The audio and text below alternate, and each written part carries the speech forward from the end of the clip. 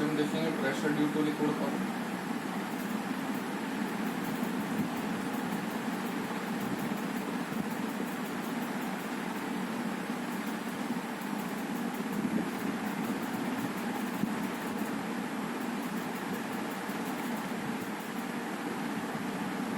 कैसे समझ सकते हैं इसको?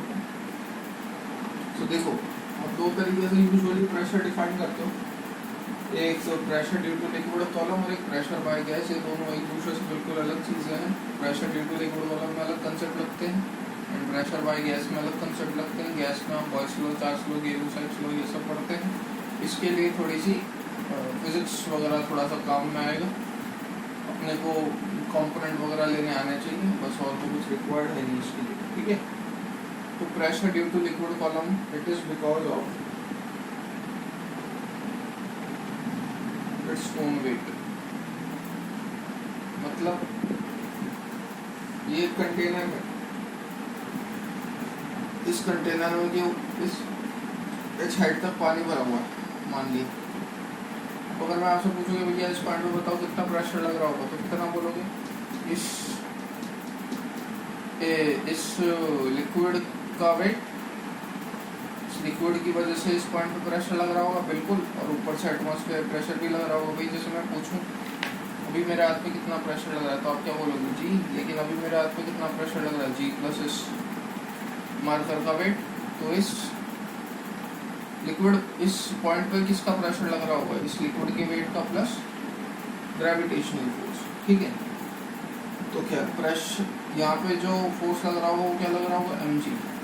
प्रेशर को आप किस तरीके से डिफाइन करते हो? It is equal to force by area. और समझिएगा फोर्स को मैं किस तरीके से लिखता हूँ, या फिर इसका जो अपन नया रूप देंगे वो किस तरीके से देंगे। What is density? Density equal to mass by volume. And what is mass of liquid? Density of liquid equal to mass of liquid upon volume of liquid. इसके मास की वजह से प्रेशर लग रहा होगा ना mg। mg में m क्या है? Mass of that gas. So what is mass of liquid? It is volume of liquid into density.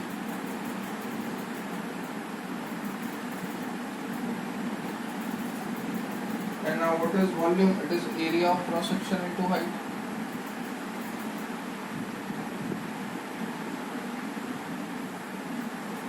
A into H को आप वॉल्यूम भी बोलते हो, ठीक है। तो ओवरऑल ये क्या बन गया? A इंटू एच इंटू रो, किसके बराबर? m के बराबर। नाउ F इक्वल्स टू क्या होता है? mg। मैं इस m की जगह ये वैल्यू पुट कर रहा हूँ, तो A into H into rho into ji.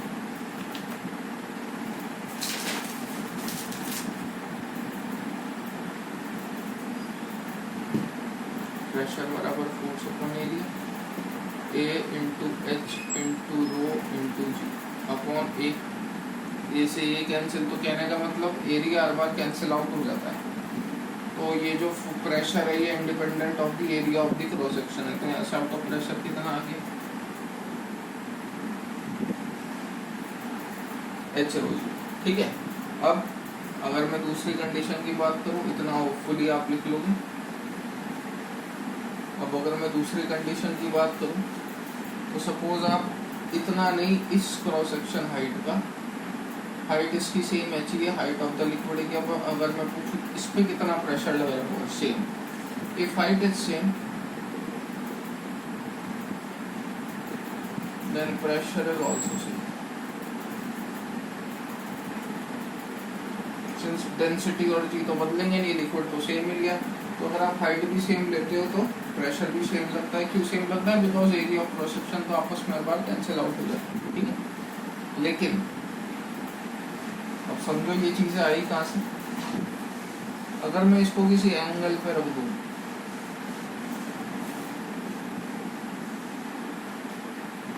If I put this column at some angle theta with surface, ये एंगल है थीटा, ठीक है। अब अगर मैं आपसे पूछूं ये लिक्विड भरा हुआ, अब यहाँ से यहाँ तक कौन सा फोर्स लग रहा होगा? इसके सेंटर से नीचे, तो आप क्या बोलोगे? mg। इसमें तो कोई शंका नहीं है, लेकिन क्या आपने को ये डिटरमाइन करना है? नहीं, मेरे को तो ये वाला डिटरमाइन करना है कॉम्पोनेंट। अपन हर बार ये तो डिटरमाइन कर रहे हैं। आपको तो ये वाला फोर्स चाहिए। ठीक, तो ये वाला फोर्स क्या होगा? mg cos 90 minus theta. समझ में आता होगा ना, ये एंगल 90 माइनस थीटा है। तो mg cos 90 माइनस थीटा किसके बराबर होता है? It is equal to mg sin theta. तो ये किसके बराबर होगा? mg sin theta. इस पॉइंट पे जो प्रेशर लग रहा होगा, ठीक है, perpendicular to the area of the cross section जो प्रेशर लग रहा होगा वो क्या होगा? mg sin theta. रख दो, पुट कर दो। क्या था अपना? P इक्वल टू वही सेम फंडा, A H rho G sin theta लिख दूंगा मैं इसकी जगह, जैसे पहले लिखा था अपॉन A। इससे ये कैंसिल, तो प्रेशर कितना आ गया? H rho G sin theta. ये अपना एक जनरल एक्सप्रेशन हो गया जो कि हर किसी के लिए वैलिड है। What is theta? Angle with surface. जैसे यहाँ पे अगर मैं बात करूँ तो यहाँ पे सरफेस से एंगल कितना था? 90 डिग्री। sin 90 is 1, तो P इक्वल टू एच रो जी आया था आपका। अगर आप किसी स्पेसिफिक एंगल पे हो तो प्रेशर कितना लग रहा होगा? एच रो जी sin। ठीक है, होपफुली इतनी बात क्लियर होगी। नेक्स्ट एक छोटा सा सवाल कर लेते हैं।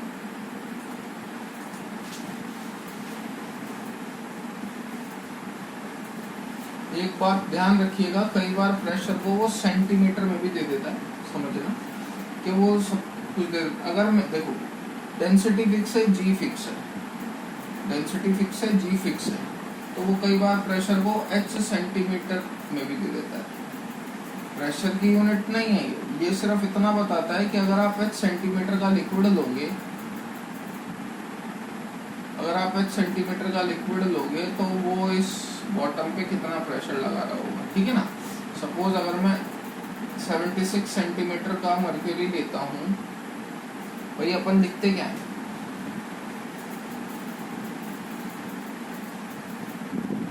One atmosphere equal to 76 centimetre of Hg। तो इसका मतलब ये थोड़ा ना कि प्रेशर की यूनिट सेंटीमीटर में होगी। इसका मतलब ये है कि अगर आप 76 सेंटीमीटर हाइट का मर्क्यूरी लोगे तो वो जो इस पॉइंट पर प्रेशर लगा रहा होगा, आप जो 76 सेंटीमीटर हाइट का मर्क्यूरी लोगे, वो जो इस पॉइंट पर प्रेशर लगा रहा होगा, ये उस प्रेशर की बात हो रही है। ठीक है कि हाँ भाई, जैसे मैं बात करूं तो एक एटमॉस्फेयर जितना प्रेशर लगाता है वो किसके बराबर है? जब आप इसमें 76 सेंटीमीटर ऑफ Hg भर दो, तो जब आप कोई h सेंटीमीटर हाइट का लिक्विड लोगे, वो उसके पॉइंट पे कितना प्रेशर लगा रहा होगा, ये वो प्रेशर सिग्निफाई करता है। ठीक है, आगे और समझते जाएंगे आप। फिलहाल अपन इसके बीच पे क्वेश्चन करते हैं।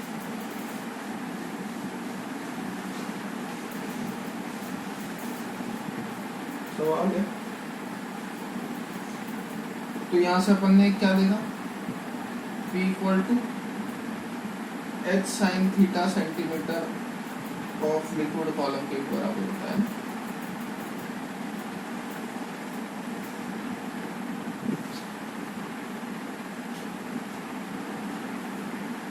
Two liquid are completely miscible with each other.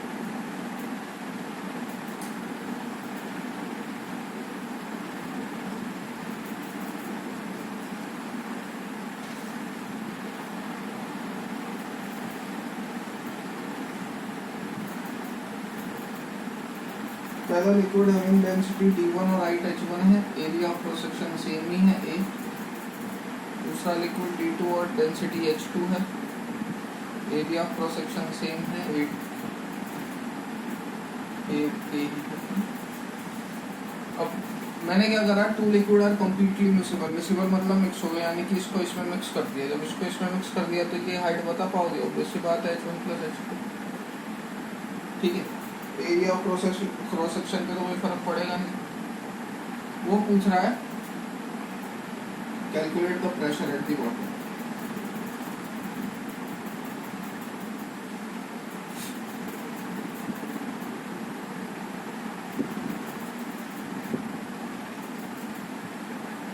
भैया प्रेशर बता दो बॉटम पे कितना लगेगा, ठीक है ना।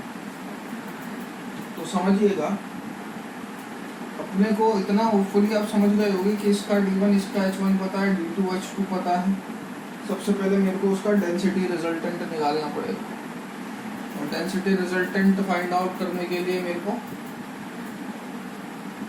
क्या निकालना पड़ेगा, एरिया ऑफ क्रॉस सेक्शन के बारे में अपने को सबसे पहली बात तो पता होनी चाहिए, ठीक है। देखिए ट्राई करते हैं ये वाली बात।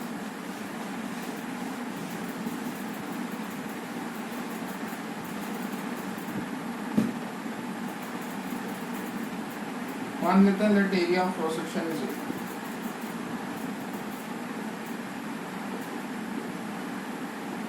ठीक है। अब मैं अगर आपसे बात करूं volume of the first container, भाई मिक्सिबल है ना, तो मतलब इसमें ये मिक्स कर दिया। ओवरऑल वॉल्यूम की बात करेंगे तो डेंसिटी रिजल्टेंट के लिए मेरे को नहीं, मेरा काम मेनली डेंसिटी रिजल्टेंट निकालने का है। डेंसिटी रिजल्टेंट किस बेसिस पे निकाल सकते हैं, volume of the first container की बात करूँ तो वॉल्यूम को आप कैसे लिख सकते हो, अभी थोड़ी देर पहले कैसे लिखा था, मास बराबर डेंसिटी इनटू वॉल्यूम। डेंसिटी को आपने क्या लिख दिया था, एरिया इनटू हाइट, ठीक है। AH रो जी लिखा था ना, ओवरऑल जो प्रेशर आया था वो AH रो जी आया था। वॉल्यूम के बेसिस पे बात करोगे तो वॉल्यूम किसके बराबर हो जाएगी, मास बाय डेंसिटी की। तो क्या volume of the first container को मैं कैसे लिख सकता हूँ, AH, अब डेंसिटी रो की जगह D दे रखी है, plus AH2 D2 upon total mass, ये ऊपर वाला हो गया। नीचे में क्या लिखूंगा, टोटल वॉल्यूम, ये मेरा आ जाएगा density resultant. What is the total volume, A into H1 plus, ठीक है। तो यहाँ से A कॉमन निकाल लो, A जब कॉमन निकालोगे तो क्या आएगा, H1 D1 H2 D2 H1 plus H2, ये आ गया आपको क्या, डेंसिटी रिजल्टेंट। लेकिन क्या आपसे उसने डेंसिटी रिजल्टेंट पूछा है, नहीं, उसने तो आपसे प्रेशर पूछा है। प्रेशर किसके बराबर होता है,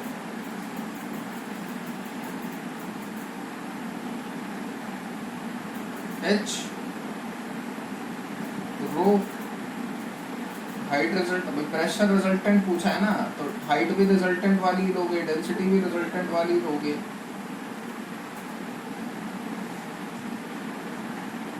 जी का तो उसे रिजल्टेंट होता नहीं है, वो तो जी का जी रहेगा। तो ये आपका प्रेशर का फॉर्मूला आ गया फॉर टू विजिबल लिक्विड, ठीक है। From here will continue next class.